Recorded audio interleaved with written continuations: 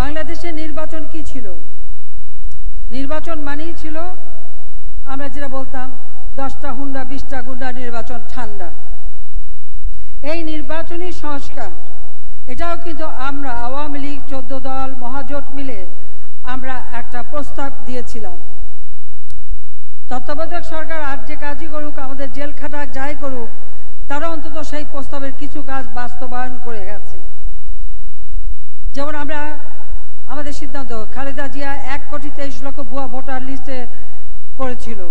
Seal মেরে আগেই ballot বাক্স ভরবে সেটা যেন না পারে, যে কোনো ভোট দিতে যেন দেখতে পারে যে সেখানে আগের থেকে ভোট ভরা আছে কিনা, সেই জন্য স্বচ্ছ ব্যালট বাক্স এখন এটা চালু করা হয়েছে। আমাদের এই স্লোগান ছিল, আওয়ামী লীগের স্লোগান, আমার ভোট আমি দেব, যাকে খুশি তাকে দেব, মানে যাকে আমার পছন্দ তাকে দেব। ভোট দেওয়ার যে অধিকার, সাংবিধানিক অধিকার, গণতান্ত্রিক অধিকার, সেই অধিকার আওয়ামী লীগ নিশ্চিত করেছে। আমি জানি এই ভোটকে নিয়ে অনেকেই কন্ট্রোভার্সিয়াল করতে চায়, অনেকে অনেক কথা বলে, কিন্তু আমরা সেটা করেছি। আমরা নির্বাচন কমিশন গঠনের জন্য আইন করে দিয়েছি। সেই আইন মোতাবেকই মহামান্য রাষ্ট্রপতি সার্চ কমিটি করে নির্বাচন কমিশন গঠন করছে। সেখানে আমরা আওয়ামী লীগ করে হস্তক্ষেপ করি না। নির্বাচন কমিশনকে সম্পূর্ণ স্বাধীন করে দিয়েছি। আগে নির্বাচন কমিশনের আর্থিক সক্ষমতা নিজস্ব ছিল না, সম্পূর্ণ প্রধানমন্ত্রীর দপ্তরে এটা রাখা ছিল। আমরা সেটা প্রধানমন্ত্রীর দপ্তর থেকে সম্পূর্ণ নির্বাচন কমিশনকে এই আর্থিক সক্ষমতা তাদের হাতে আমরা দিয়ে দিয়েছি।